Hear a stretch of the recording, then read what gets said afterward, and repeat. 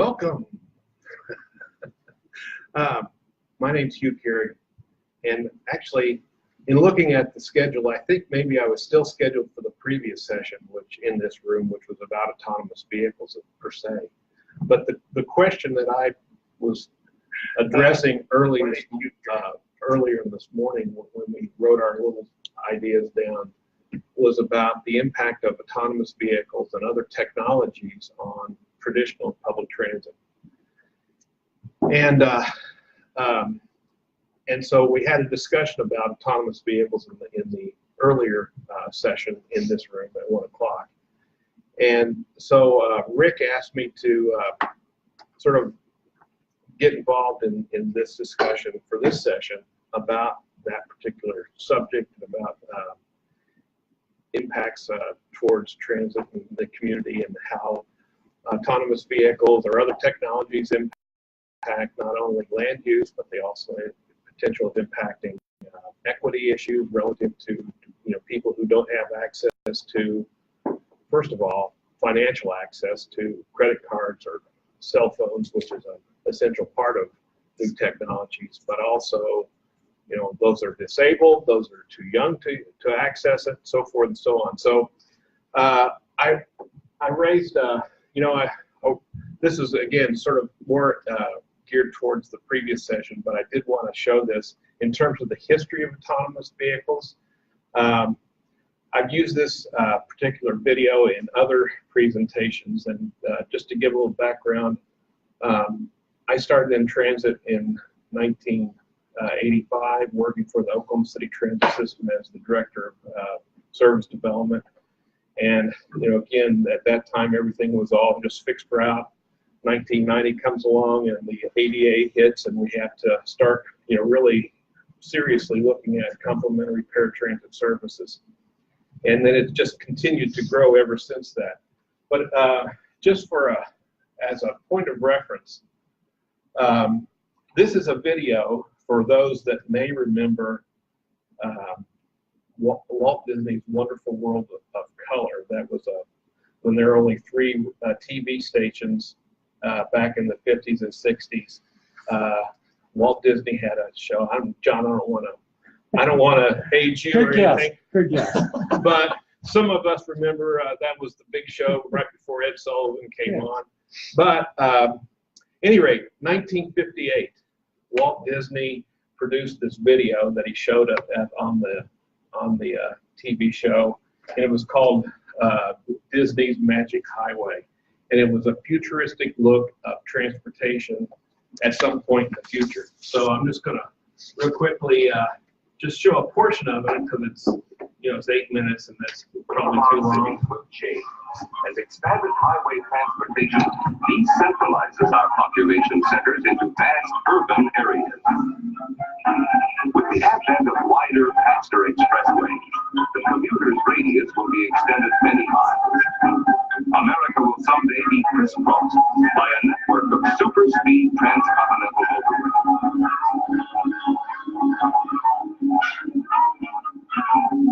Tomorrow's living in spacious, well-planned communities will be closely integrated with the highway system. In the private motor port, the family car is automatically washed, dried, and refueled. As father chooses the route in advance on a push-button selector, electronics take over complete control. Progress can be accurately checked on a synchronized scanning map. With no driving responsibility, the family relaxes together. En route business conferences are conducted by television.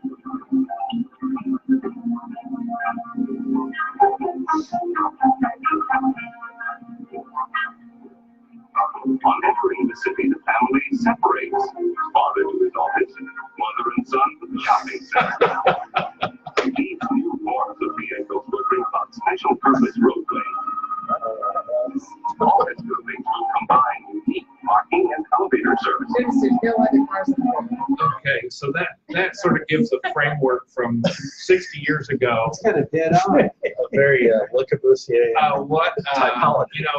Based on the culture of the nuclear family, with the father doing the work and the mother going shopping and so forth, Besides that characteristic, what is interesting about that is that many of the things that they perceived at that time as autonomous vehicles actually have some validity today. Obviously, not only the ability to drive itself, but also the freedom it provides to the passengers relative to either socialization or doing conferencing work or whatever that you could envision autonomous vehicle having.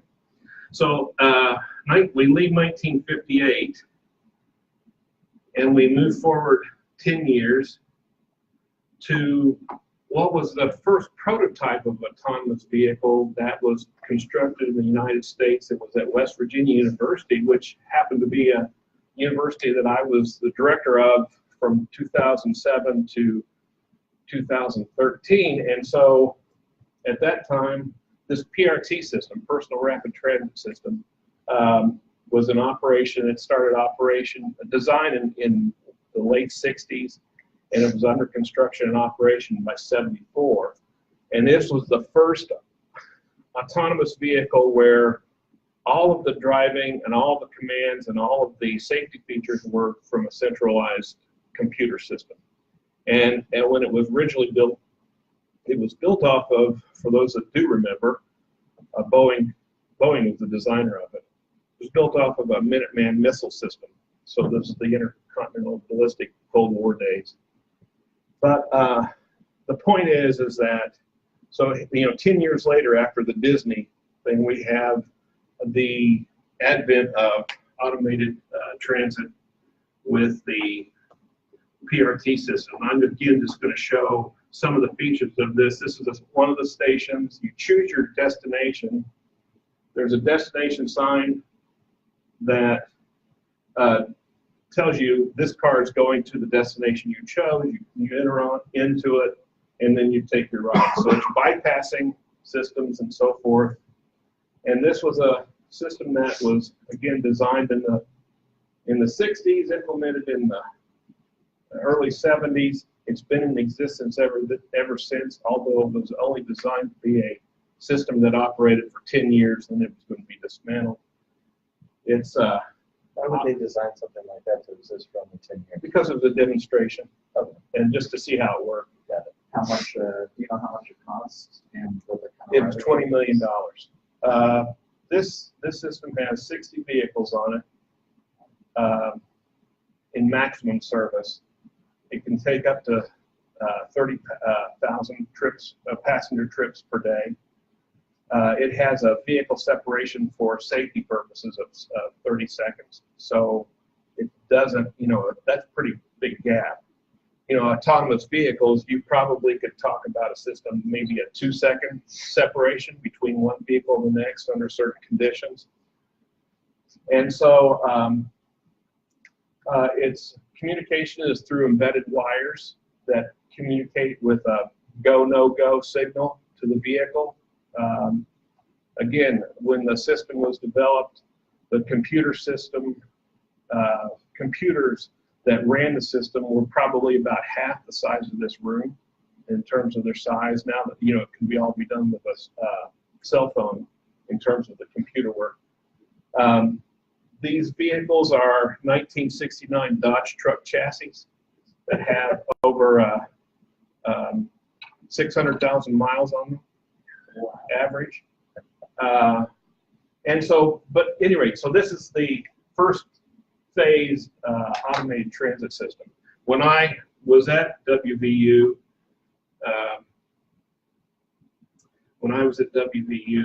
we were just starting a first phase technology improvement program. So we were moving out of the embedded wire navigation system, train control system, into a radio frequency system. And what that allowed for possibility to do is you could go off of a fixed guideway system like this, and actually with automated vehicle technology, that vehicle could serve as an autonomous vehicle going out in the regular traffic at some point. So it can get off the fixed guideway and go into an automated system. or a regular street network. And so that's, I wanted to give that as a basis for at least autonomous vehicle. The question I posed this morning was not only the impact of autonomous vehicles towards public transit, and we had that discussion earlier in the previous session in terms of its cost savings and so forth. Don't have to have drivers anymore, which is a major cost associated with public transit. Vehicle sizes could be reduced, but also the other technologies and how they impact public transit. So over the last 5 years, we've gone from, or last 10 years, let's say 10 years ago, we started off with this idea of zip car, this car sharing concept. Wow, what a unique thing that was, and how popular that became. And obviously that's basically where you were renting a car by the hour, and you were renting the whole car. And it transitioned from zip car and that technology and that kind of transportation mode to Uber and Lyft, where you weren't renting a car, you were renting a seat for a certain transportation. And the idea behind it was that you were sharing that particular trip with the driver. Now, I think it's sort of morphed into a somewhat of a version of a taxi service, more so than a shared trip where you're both going in the same direction. But that has created a new market for a new culture, a new technology culture.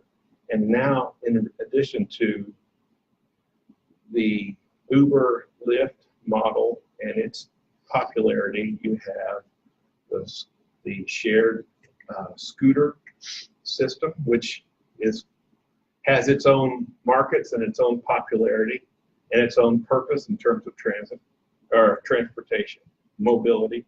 And then you also have shared bike programs and how it impacts mobility. And as we heard this morning, somebody was talking about motorized roller skates. So, the level of technology and how it impacts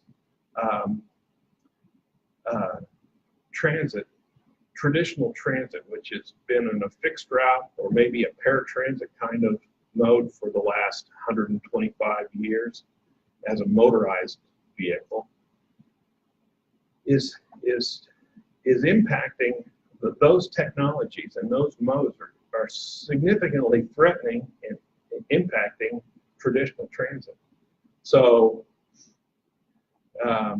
what I was proposing was, how does automated vehicles and other automated and shared modes technologies, how do they, first of all, impact the institution of transit? And we have to admit that in our communities throughout the country, transit is an institution, and there are embedded constraints to it. There's unions, and how do unions react to the protection of the drivers and the maintenance employees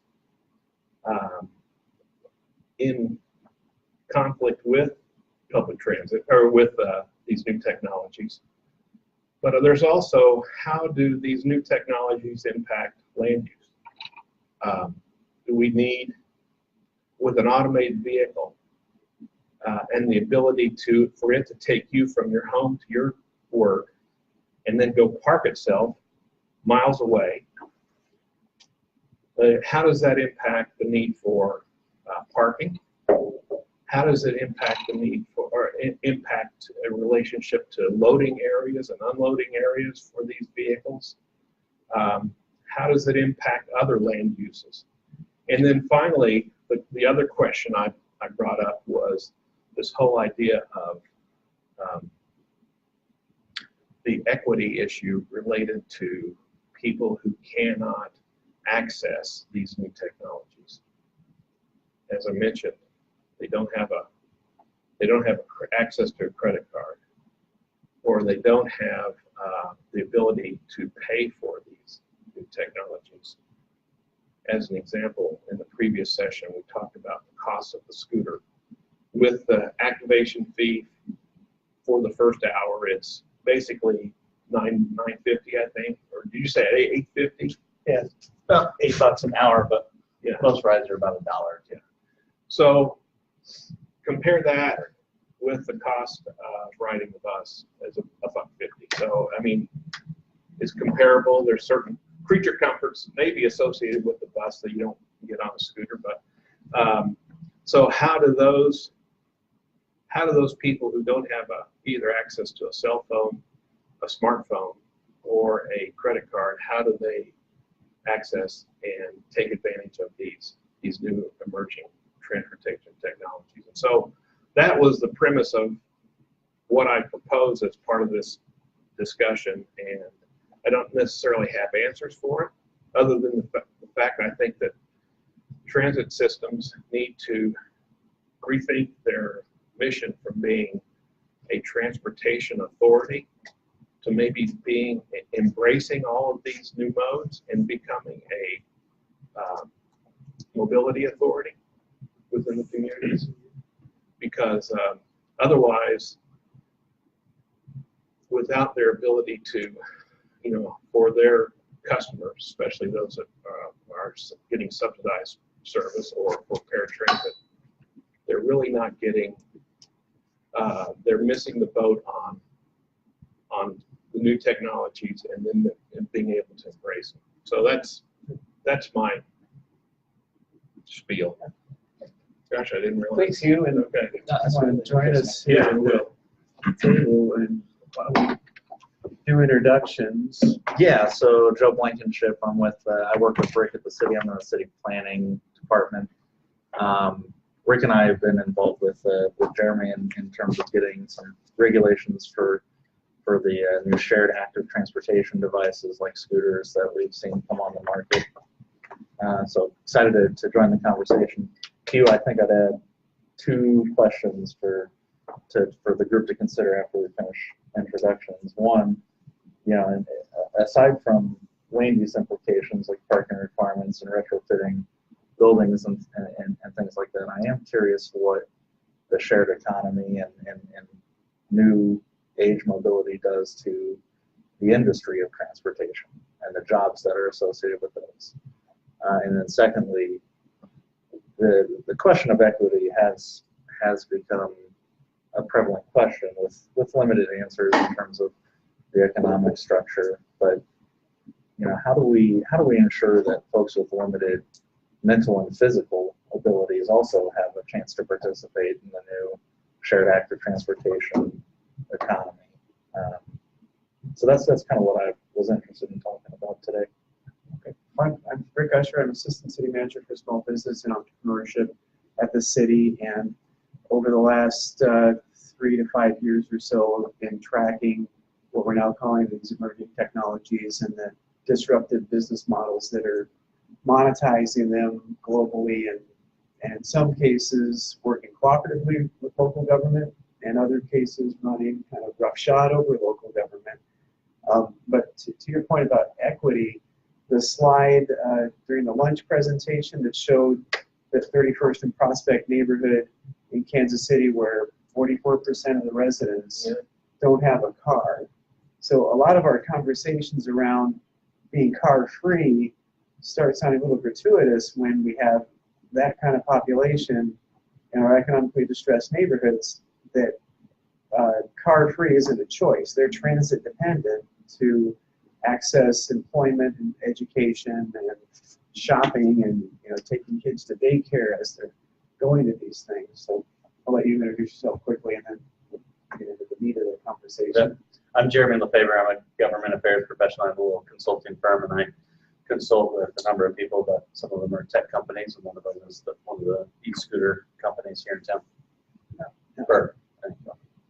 So I'm not here representing Bird in any official capacity. I'm representing Jeremy Lafaver today. all right, and I asked them to join us on the panel because the topic that I had put up was this emerging technology disruptive business model concept, and the disruption part of it is the intersection, collision, sometimes parallel nature, we would hope, of these new business models and regulatory requirements or practices in local government, state government, federal government.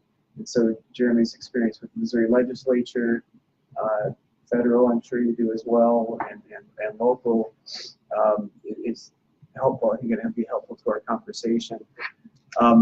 So in my role at the city, we've had negotiations with Uber, Lyft,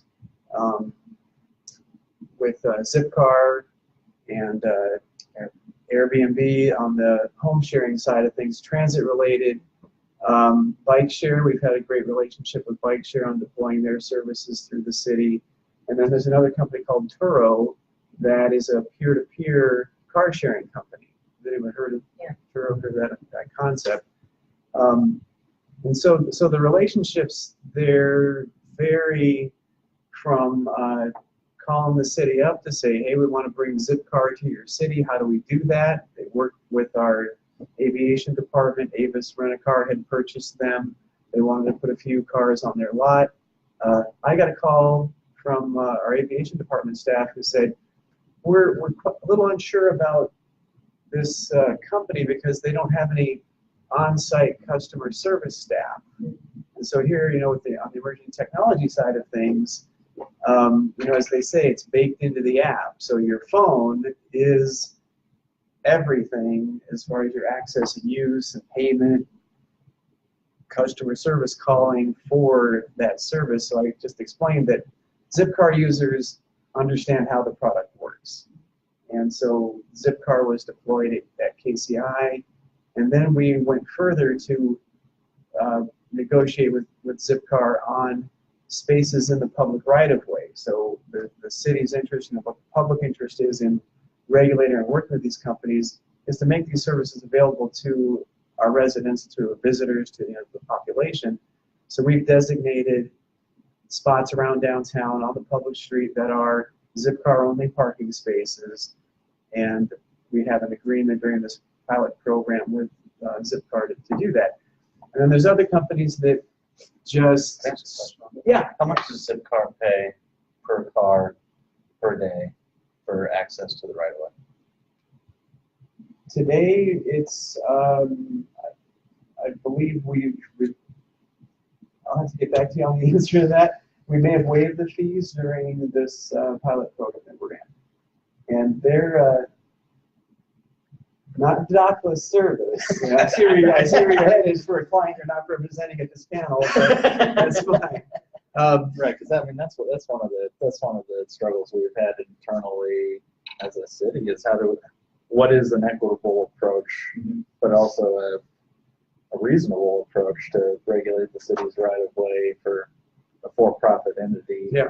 Well, and the reason I asked, I was having conversations with the folks who represent people at Line Bike and whatnot. We're talking. It's a big conversation about what is the fair, whatever. Our folks I represent came up with a buck because that's what they thought was fair. But market is trying to figure that out, and then there are people I think justifiably that are saying, well, why do you have to pay $1 to use the right of way when UPS parks and blocks the public right of way 10,000 times a day? But at the same time, we're excited. I mean, the people I represent are excited about this, and so it was a question to elicit thought. And it's a great question, and it really leads to the fact that the public right of way is a financial asset to a lot of companies, and it makes it even more clear that Uber, Lyft, they're utilizing the public right of way. Zipcar, as I said, they're staging their vehicles in the right of way at known locations. Dockless is really the agreement that we have is that the scooters are left, they're parked in locations that don't block the public right of way, that are typically where bikes or other mobility services would be parked. And then we have KCI Airport, where we have questions of congestion around the terminals as we dealt with Uber and Lyft. They entered agreements with KCI on operating at that facility, on setting up a call lot so that the cars were summoned for pickup and not circling, which is an arrangement we've made with taxis, decades before. And then the rental car facility has a shuttle that takes people from the terminal to the rental car facility. Now, KCI is not public right-of-way. It's 11,000 acres of land that's owned and operated by our aviation department. And so they're basically the entire regulatory authority for what's happening on that site. So they have investment in all of that infrastructure in the rental car facility, and then there are different fleet structures. So there are these challenges. So what we've run into is that we look at the emerging technology, we look at this business model that's coming, and then put that through more or less a regulatory matrix or framework to see, if this is the use, I'm summoning a car to pick me up and take me from point A to point B. Then we look through our code of ordinances and see what the best fit looks like. So just an initial review of Uber and Lyft said, well, we have a taxi cab code, this is where you fit. And we had a lot of, you probably saw, over back in 2015, I was in the legislature though. And right, and so then what we saw was preemption by the state. And our largest concern, so anyone have any idea what the largest concern is with Uber, Lyft, taxi services? As far as government might be concerned with and the purpose of? Safety and customer service. Public safety being number one. A stranger picking you up in a car and taking you from A to B, there's a lot of concern there, and then the need for the background check. So what Uber basically did to cities across the country was took away that ability to perform a background check. And then the way it was passed with the state law, we really now, cities, local government, has no idea who's behind the wheel and no idea what their criminal background may be. And that is, it's concerning, but it's something that the state thought they could and they certainly have the ability to, and they did preempt the cities from that.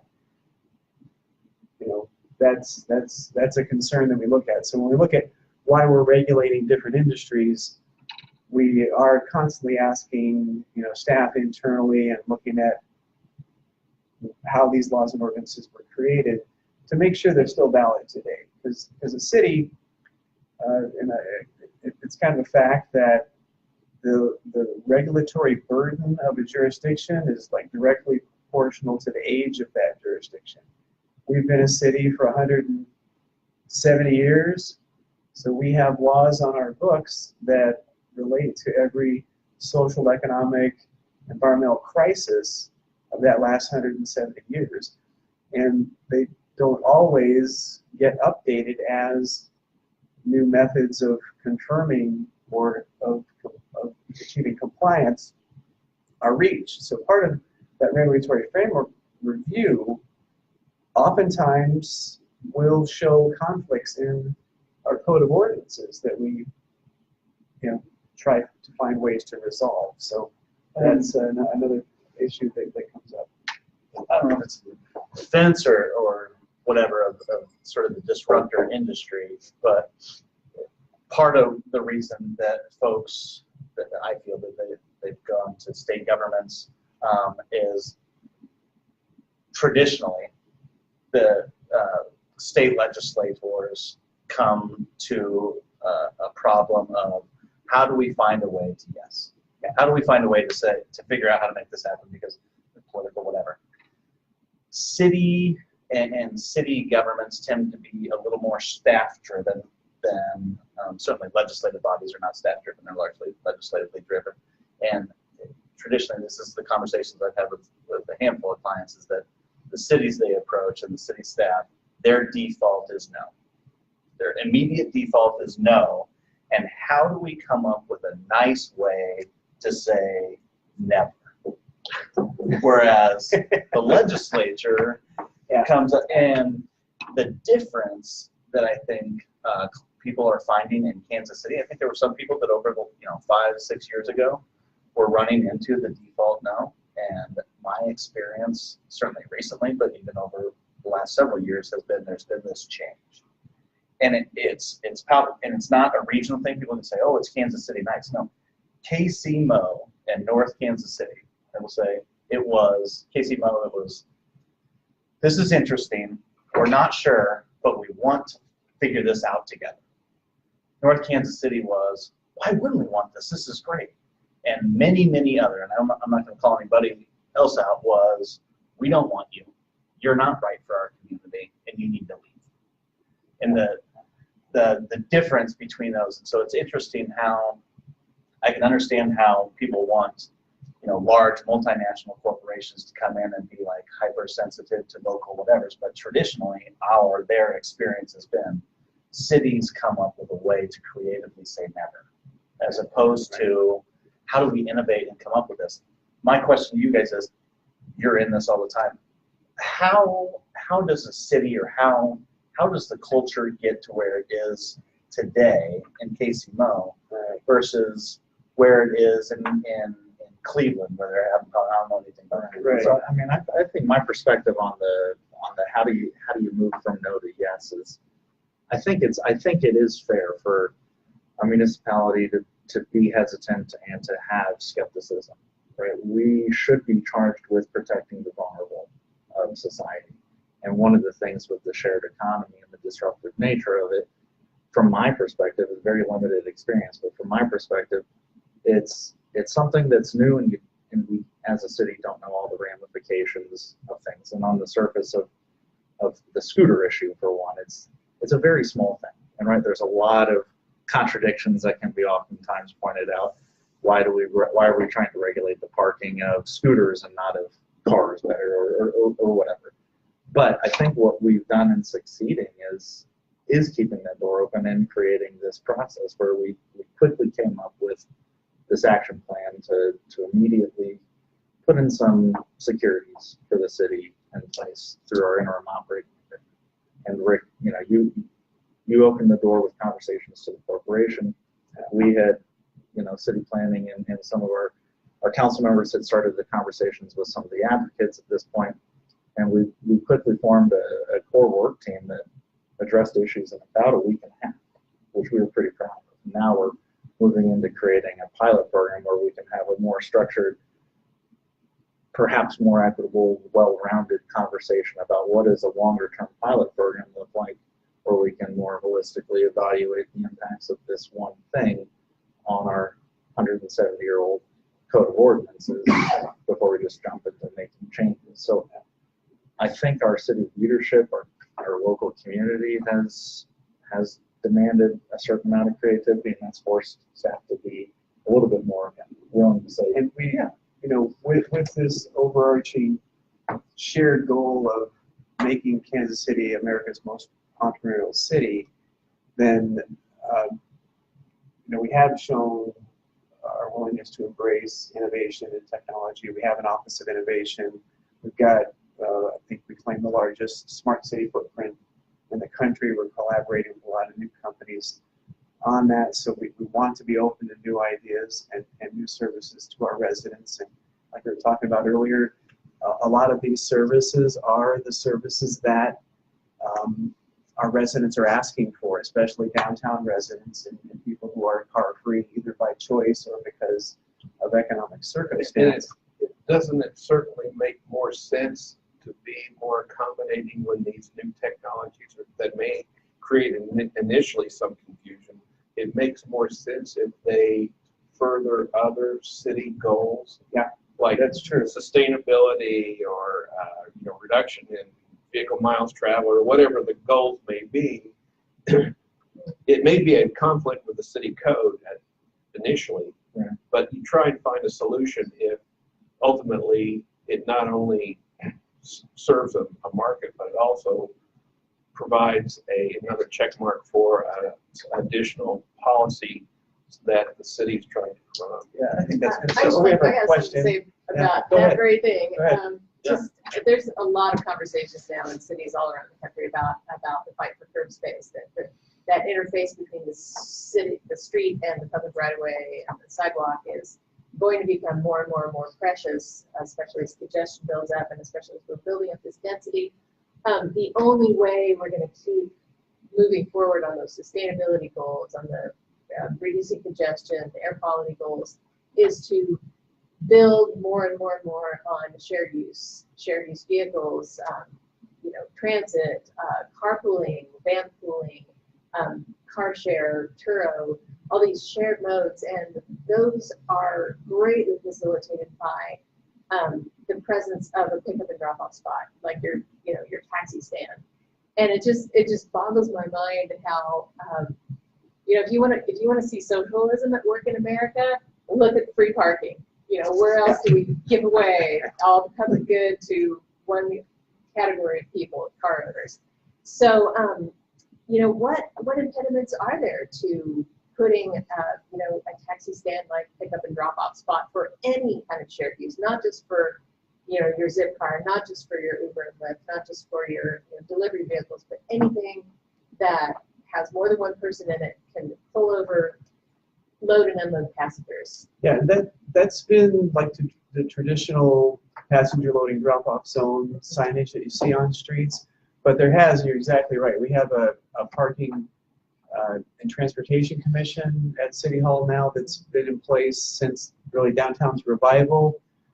It really caused us to create a downtown event management committee. We have downtown interests that get together monthly to look at issues all over, and that curb lane management, you're right, it's an issue nationally. It's an issue that we're focusing on in Kansas City. In fact, conversations going on right now about how and where to pilot ride-hailing service pickup and drop-off zones. We have taxi zones that have been around forever, but so ride-sharing zones. Back to this question though about how we deal with these companies that come to us. A good part of the work that I'm trying to do is keep an eye on the industry, keep an eye on these emerging technologies, see what's coming our way. There's a gentleman named Jeremiah Wang who has published what he calls the sharing economy or collaborative economy honeycomb. And he's grown this over the years of the growth of these sharing economy companies. So you'll have different industry types, and then the startups that are coming in that zone. So this is kind of how I picked up on some of the companies, and then you see them in our cities.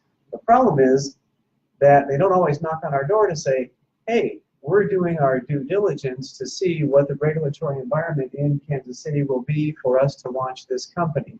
Or we've done our due diligence and we're finding these 1, 2, 3, 5 challenges to our business model that we think you might be able to change in your code. And what we've seen is with some companies that do that, they will find that we are open to that kind of conversation. We had to get past a whole lot of issues with Uber and Lyft's deployment models to get the council to the point that they said, okay, we'll sit down and talk, because there was really true outrage that these companies had launched and were operating in violation. In fact, we had a temporary restraining order against Lyft until they came to the table to talk to us. And they'll find that once local government sits down and we see all the benefits that we're discussing, and more, that we will be reasonable in these conversations.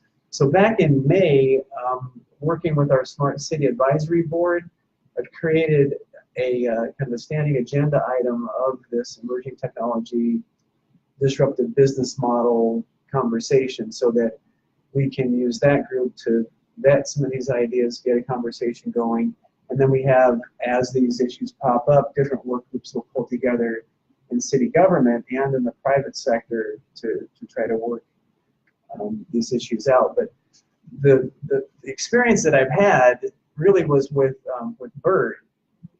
I found out Bird might be coming to Kansas City at about 10 o'clock on a Monday night when they were launching on a Wednesday. Yeah. So there, There's not, That was really nice. so and the heads up did not come, you know, from the company. So what you have to view at this is like, really, there's nothing new in the world. And so what we had to do was, like, you know, the pirate code, parlay. Yeah. We called for parlay. Come to us, have an open, honest conversation about what you're bringing to our community and how that is going to interact with our staff, with our citizens. And so we were able to get Bird representatives on the phone with city planning, with public works, with our law department, with me, and we had a conversation prior to that call where we were saying, this isn't a yes or no phone call. We need to understand how they're going to operate. So really, as a city, when we're doing our own due diligence, there are a lot of questions because in this case, the scooter companies own their infrastructure and they, you know, have that financial responsibility for the scooter on the street. They bring in third-party contractors to pick them up every night, charge them, do safety checks, and then redeploy them the next day. So it's a business model that would be different than, say, just opening, you know, Rick's scooter shop at 13th and Grand, rent a scooter from me, bring it back here, give me your credit card, I'm holding the deposit until I get it back, you know, kind of thing. That model has totally changed and changed the face of how these companies are doing business. And I'm sorry, go ahead. I was just going to say, you know, from your perspective, Jeremy, you know, we're the regulatory municipal side of things. What do you think we as a city region have gotten right in interacting with this new business approach from your perspective, and what do we need to improve on? I think one of the biggest things that I've seen is that the public works enforcement arm isn't the first among equals, or it doesn't feel like that. Maybe it's the planners and the figure outers. It feels like have, and maybe I'm missing that, but it feels like they're in some cities. Compliance is the most important thing. In Kansas City, it feels like innovation is becoming the most important thing. And so I would say just well, we don't quite understand what you're about, but we want to learn.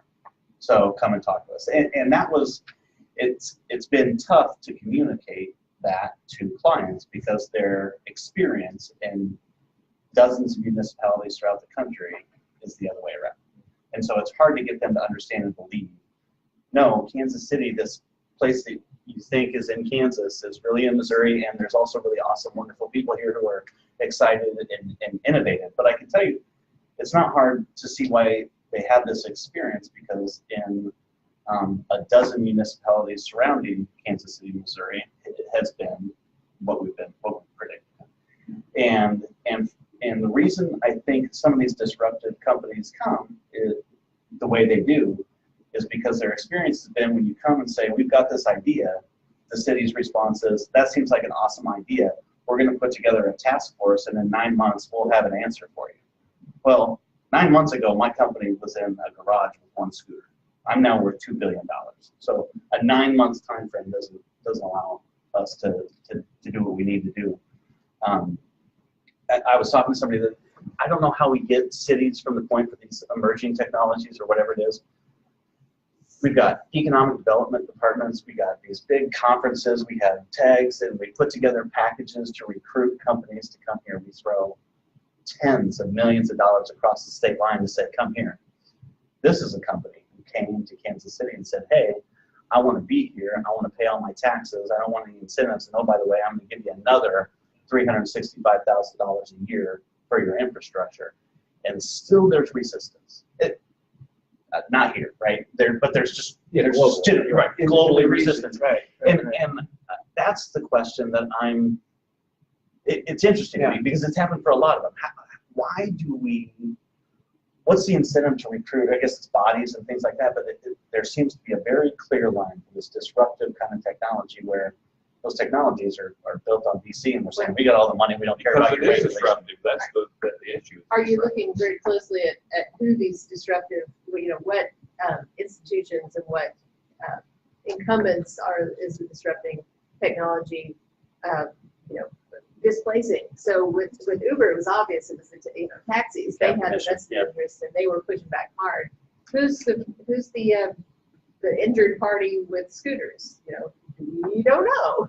Well, okay, just on that, I think, I'm very pro, multimodal, this type of innovative, infrastructure coming to our city, but at the same time, I feel like, and you might have talked about this when I stepped out of the room, but how can we prioritize innovation as a city with also accounting for a need to be accessible when a company doesn't need to be, ADA compliant by any means, and, we have this already existing bus system that is, they have resources, but they could be greater. And when we have companies like this coming in, it doesn't seem like the most important thing for us to do as a city in regards to transportation is expand accessibility of our transportation system. I guess that's why it's so important to collect the data.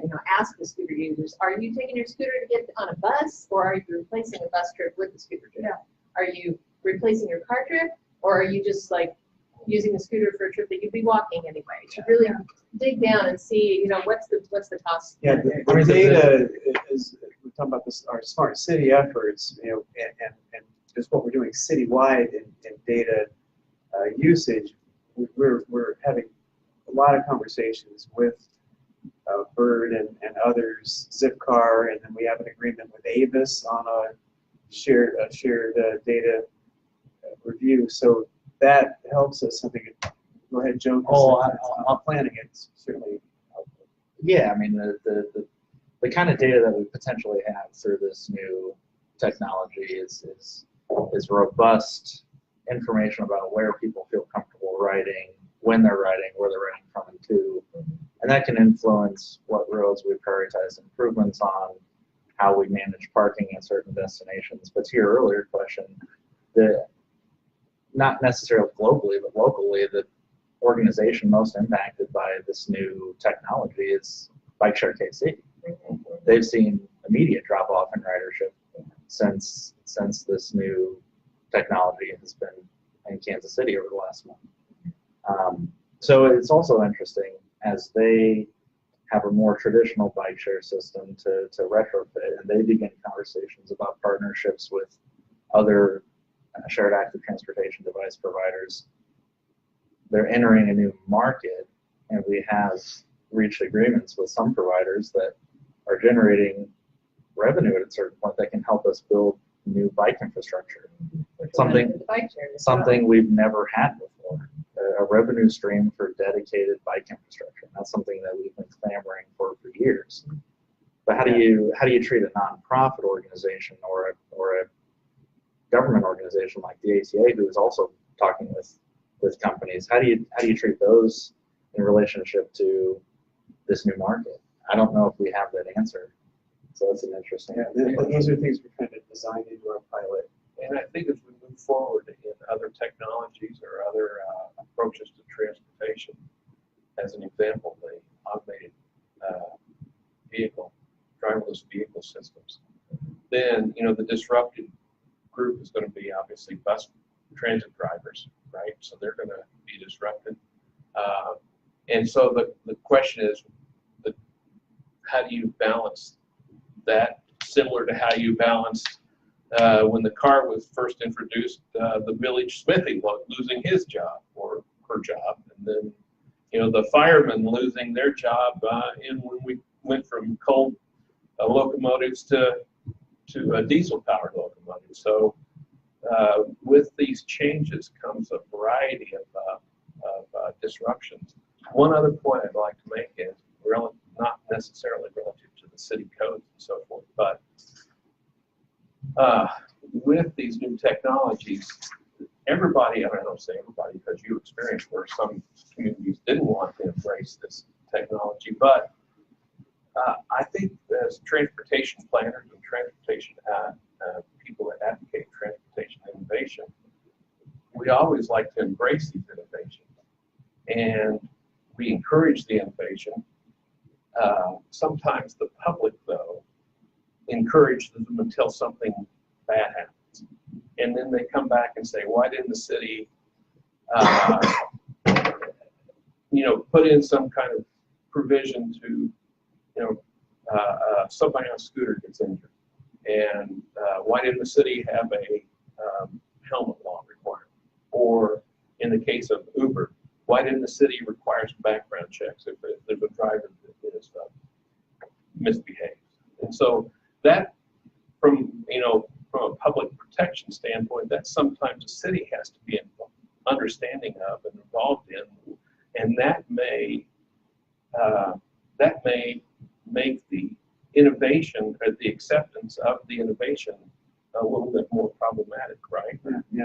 And the key there is really to be able to quickly evaluate your regulatory structure to see what the requirements are going to be. So with scooters, it was pretty easy to look at laws applicable to bicyclists and to apply those regulations in that same way. That is a real challenge. On the equity side, and your question about the economic impact of these companies coming to Kansas City, the whole positive side of the sharing economy is around this idea of giving residents a way to monetize otherwise idle assets. I got a spare bedroom in my house. My house is empty while I'm away on vacation. My car is just sitting in a parking garage right now. There's an app called Share My Toolbox. I got a whole basement full of tools that could be off making money for me right now. Those are opportunities. There are, though, folks that might be displaced by the jobs. So tracking how this churn happens in our economy, because now there's the term gig economy. So, I think what we're seeing is people who might be Uber or Lyft drivers are now becoming chargers. The chargers are the people who, after 9 o'clock at night, go pick up all these scooters, charge them, put them back on the street. They might also be doing Postmates, and delivering food. So you can piece together a string of gigs, that make you a decent income, but you're also then in an environment where you don't have the benefits that you used to maybe as a full-time employee. You don't have health care. You've got a lot of issues to deal with. Right? So those are challenges that we're facing. But if it's something where you work an 8 to 5 job, you have those benefits, and in this case the charger opportunity is 9 o'clock at night to 7 in the morning, then your other idle asset is just your spare time, right? And so why not monetize your spare time? And speaking of spare time, we should probably wrap it up. Yeah, okay. And so thank you. This has also been on Facebook Live, so I'll put it on YouTube, and everyone is also invited to stay tuned on more of the conversation on a working group we might put together around this topic. All right. Excellent. And the next section in here is regional planning for 2050. Oh, right. So I think Martin Bergerol is going to set up for that. With any luck. Waldo, South KC. Are you in here?